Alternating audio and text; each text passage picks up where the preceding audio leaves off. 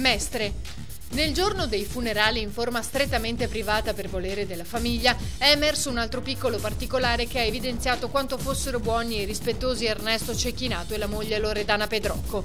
Oltre alla lettera indirizzata alla figlia, l'ingegnere avrebbe lasciato un'altra busta, questa volta all'interno del taxi che dall'hotel di Abano Terme, in cui vivevano per gran parte dell'anno, li aveva portati all'ospedale dell'Angelo. L'ha confermato il tassista che una volta rientrato in macchina avrebbe notato una piccola busta sporgere da sotto il pass disabili che aveva esposto Cecchinato. L'intestazione parlava chiaro: per Francesco, taxi.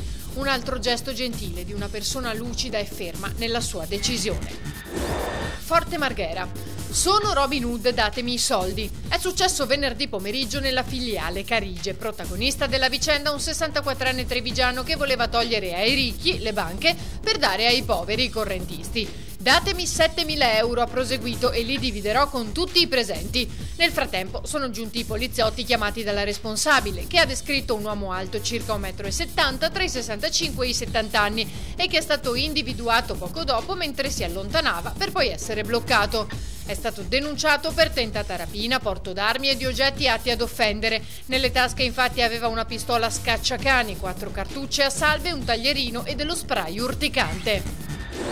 Cavallino. Ha perso l'equilibrio mentre si trovava sul tetto di casa, schiantandosi a terra.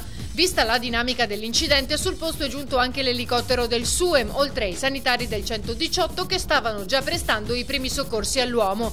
Poi in volo fino all'ospedale di San Donà di Piave. Non sarebbe in pericolo di vita.